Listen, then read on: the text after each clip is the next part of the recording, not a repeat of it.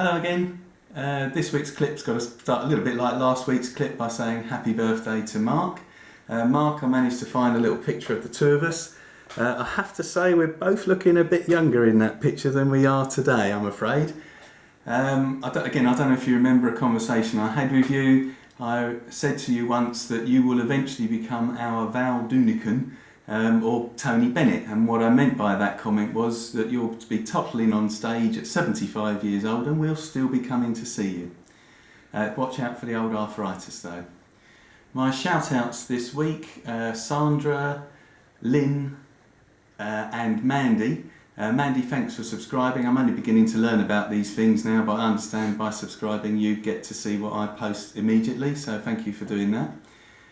My story today is goddamn awesome, as the Americans say. And I'm mentioning that, Jack in San Diego, I'm so pleased you saw last week's post about how we met. Also really pleased to hear that Lily's growing up so quick. Hi Lily, from your friends in England. I've also gone quite international actually. Jean-Marc in Paris, bonjour, comment allez-vous? And Alvar in Spain, ¿cómo estás? Mi amigo. And that's it for the shout-out. So the story. Well, between August 1985 and April 86, I worked at a timeshare resort called Sunset Bay in Las Americas in Tenerife. And after that I moved with the company to a second resort called Sunset Beach Club on the Costa del Sol. Now in December 85 I came home for Christmas, somewhere about the 22nd of December. Mum and Dad picked me up, and in the car on the way home my mum says to me, "Did you know that Lower 42 are playing at Wembley Arena tonight?" I said, "No, I didn't, and Mum, I know I haven't seen you for 4 months, but I'll be going out tonight then." So I rack up outside Wembley Arena, I walked around the back. Luckily for me, a little catering van was just going in through the gates, so I nonchalantly followed it through the gates. Walked up to the back door, and a very, very friendly bouncer, I'd said to him, "Can you radio up to get Paul Crockford down here?" Now, Paul Crockford was a very nice manager.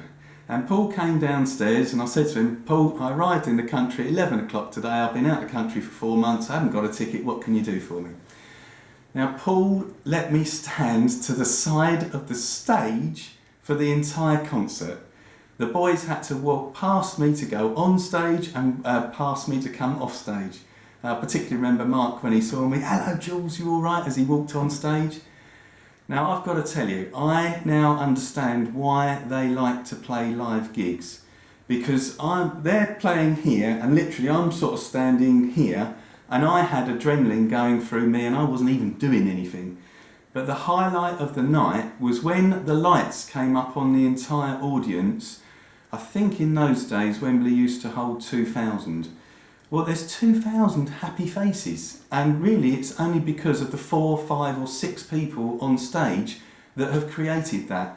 So as I said, I'm very privileged to have experienced that, and Paul, I obviously don't know where you are nowadays, but thank you, that wasn't the only time that you looked after me. Thank you very much indeed. My piece of knowledge this week, I actually personally found gutting when I actually found this piece of information out. Running in the Family is my favourite track, and I've got 2 sons called Joseph and Louis, so when we're in the car and driving down the road we always go Joseph and Louis and change the names.